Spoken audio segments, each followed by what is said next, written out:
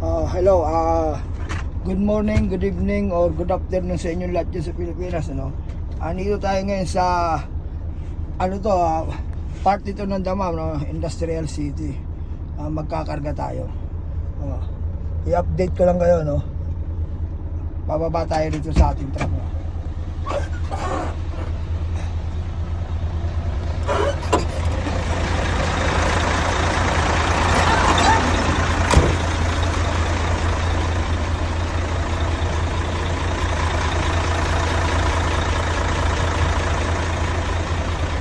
Ito yung ating truck, ayan.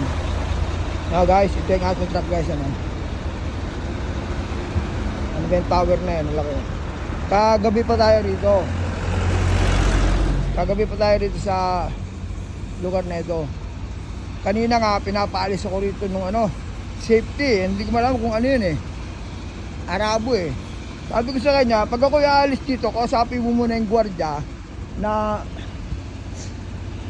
na pagkakargahan ko dito sa establishment na to. Magkakarga tayo ng motor yan papunta ng border ng Yemen.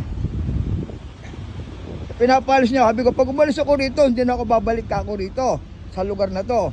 Ngayon, yung pangarga ka ako, kaliwali yan, wala akong pakalam ka ako yan. Wala ka ako pakalam sa pangarga na yan, hindi man akin yan Ngayon, kung ayaw ninyo ka ako, di wag. Ngayon ito naman yung Almaduwe yan. Ito yung nanalo ng kontrata sa Aramco Almaduwe. Yan. Yan, Almaduwe. Yan yung nanalo ng kontrata, no? Kaya lang, yan ang nanalo ng kontrata para sa logistic transport sa Aramco, sa American Oil Company. Kaya lang, hindi sila makapag-umpisa ng nilang kontrata kasi marami silang truck, wala naman silang driver. Hindi sila makakuha ng driver. At ang karamihan kasing kinukuha ang karamihan kasing gusto ng Aramco, ng American company, American Arabian Company, ang gusto na American Arabian Oil Company, ang gusto kasi nila ay mga Pilipino ang driver karamihan.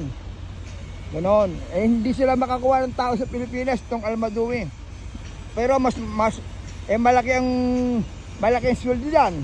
Kaya lang hindi sila makakuha ng tao kasi nga nag-open ng Europe sa mga truck driver.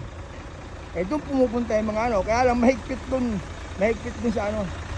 sa Europe.